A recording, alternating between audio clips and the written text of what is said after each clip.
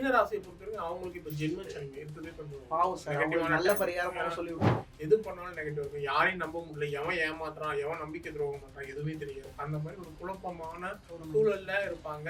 அது நினைக்க கூடாதுன்றதுக்காக தான் சனி வந்து ஜென்மத்திலே உட்கார்றாரு. யாரெல்லாம் நாம எவ்வளவு பெரிய ஆள் தெரியுமா அப்படின்னு நினைச்சவங்க எல்லாம் எடுக்கிற இடம் இல்லாமல் போயிட்டாங்க. ஓபிஎஸ் மீனராசி. நீ நாட்டை ஆண்ட மன்னனாக இருந்தாலும் சனி நினைச்சா காலம் வரும்போது காலி பண்ணிவிடும். நிறைய பேர் சொல்லுவாங்க விதி மதியால் வேலை எல்லாம் அப்படி இப்படின்னு சொல்லிட்டு. ஜோசியத்துக்கு அந்த வேலையெல்லாம் கிடையாது. உனக்கு என்ன விதிக்கப்பட்டிருக்கோ அதுதான் உனக்கு மதியே. அந்த விதி மதி கதினா சார்.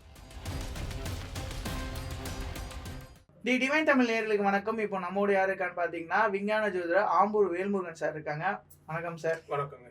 கடைசி ராசியான மீன ராசிக்கு எப்படி இருக்க போகுது இந்த சனி பயிற்சி?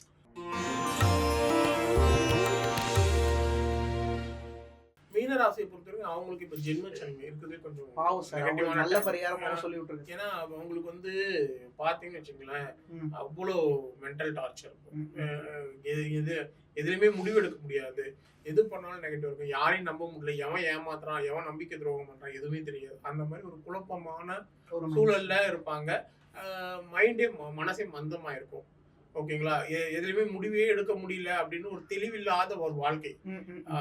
என்ன நடக்குதோ நடக்கட்டும். ஆக்சுவலி வந்து நிறைய பேர் சொல்லுவாங்க விதி மதியால் வேலை எல்லாம் அப்படி இப்படின்னு சொல்லிட்டு. ஓகேங்களா? ஜோசியத்துக்கு அந்த வேலையெல்லாம் கிடையாது. உனக்கு என்ன விதிக்கப்பட்டிருக்கோ அதுதான் உனக்கு மதியே. புரியுதா இல்லையா? உன் விதிப்படிதான் உன் வாழ்க்கை நடக்கும். அந்த விதி மதி கதினா சார், அது விதி மதி கதின்றது கான்செப்ட் இருக்குங்க. அது வந்து இந்த நேரத்துல ஒர்க் ஆகாது. ஓகே. ஜென்ம சனிலையோ இல்ல ஜென்ம ராகுலயோ ஜென்ம குருலயோ ஜென்ம கேதுலயோ வரும்போது மதியெல்லாம் ஒர்க் ஆகாது. விதி என்னவோ அதுதான் நடக்கும். ஓகேங்களா? சோ அந்த மாதிரி ஒரு இக்கட்டாமான சூழல் இவங்களை பொறுத்த வரைக்கும். மனக்குழப்பங்கள் இருந்துட்டே இருக்கும். ஒரு பயம் இருக்கும். எதிர்காலம் இப்படியே போயிருமா அப்படின்ற ஒரு கவலையோடவே வாழ்ந்துட்டு இருப்பாங்க. சோ இவங்களை பொறுத்த வரைக்கும் கொஞ்சம் கவனமாக இருக்க வேண்டிய காலகட்டம். எப்பயுமே சனிக்கிழமையில சன்னியாசிகளுக்கு யாருன்னா ஏதாவது ஒரு வகையில் தினமும் உணவு தான். அது சனிக்கிழமை உணவு தானம் பண்ணிடணும். முடிஞ்ச வரைக்கும் ஒரு முறை திருச்செந்தூர் போயிட்டு வரணும். ஓகேங்களா? அங்க இருக்கிற திருச்செந்தூர்ல இருக்கிற சன்னியாசி யாருன்னா பார்த்துட்டு, ஒரிஜினல் சன்னியாசி யாருன்னா பார்த்துட்டு, இல்ல பிச்சைக்காரங்களா கூட இருக்கட்டும்ங்க, அவங்களுக்கு முடிஞ்ச வரைக்கும் ஒரு காவி துணி, காவி ட்ரெஸ், காவி வேஷ்டி, காவி துண்டு அதை வாங்கி கொடுத்து ஒரு முழு சாப்பாடு வந்து அதாவது வந்து சும்மா இந்த பிரசாதம் மாதிரி எல்லாம் கொடுக்கக்கூடாது. ஃபுல் மீல்ஸ் அவன் திருப்தியா சாப்பிட்ற அளவுக்கு அவனுக்கு சாப்பாடு வாங்கி கொடுத்து மரியாதையா வாங்கி கொடுக்கணும். சும்மா நான் தான் தானம் பண்றான் பெரிய ஆளுன்னு அது நினைக்க கூடாதுன்றதுக்காக தான் சனி வந்து ஜென்மத்திலே உட்கார்றாரு.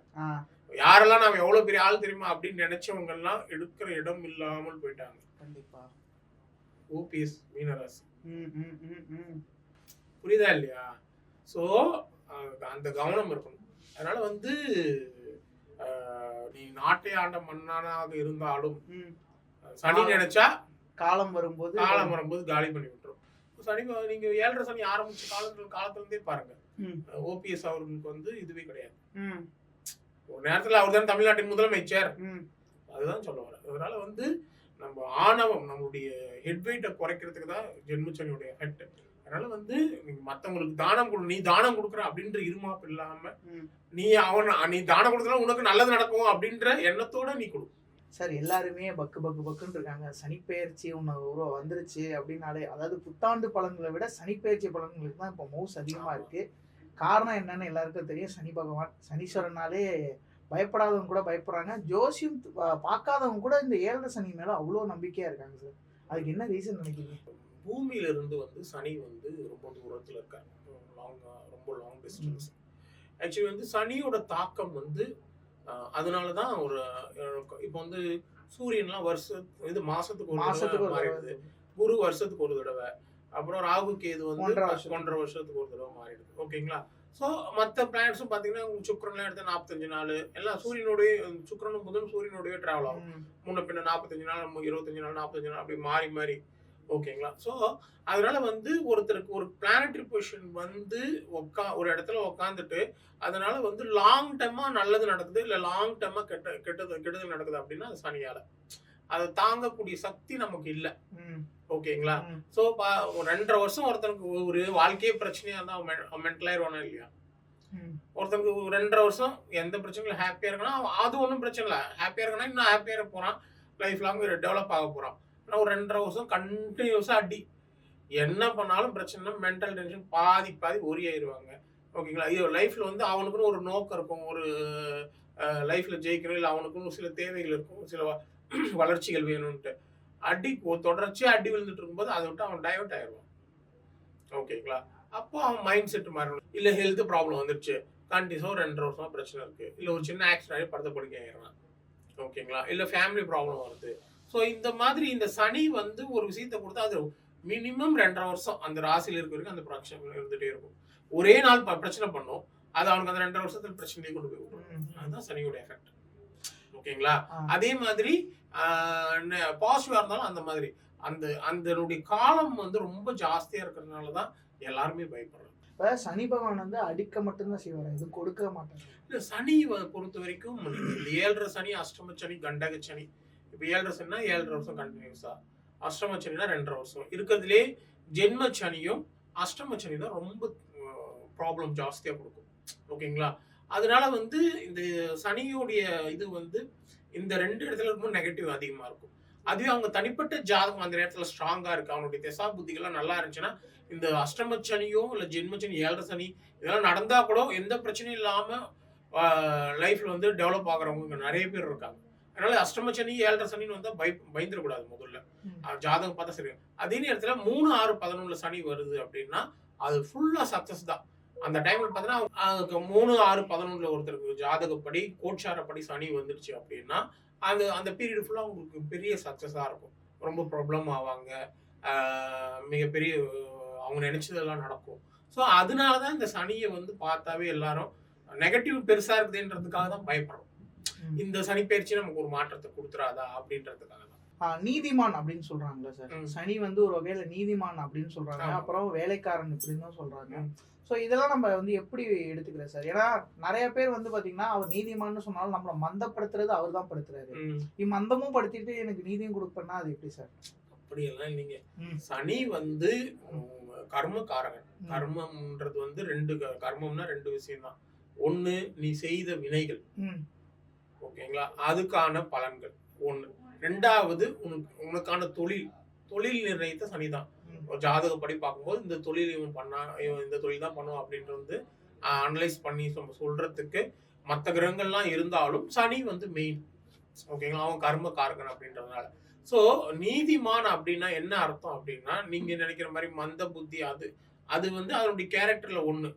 சனி சனி சனி பலமா இருந்துச்சுன்னா அவன் தான் ரொம்ப புத்திசாலியா இருப்பான், ரொம்ப டேலண்டட் பர்சனா இருப்பான், பயங்கரமா ஃபாஸ்டா ஒர்க் ஆகும் மைண்ட். ஓகே. சனி வீக்கா இருக்கும் போது அது மந்தத்தன்மை கொடுக்கும். ஓகேங்களா? அதே மாதிரி முன்னேற்றம் தாமதமா இருக்கும். சனி வந்து லக்ன தொடர்பு வந்தா முன்னேற்றம் தாமதமா இருக்கும். ஏன்னா டைவர்ஷன்ஸ் அதிகமா வரலாம் மேபி லைஃப்ல. ஓகேங்களா?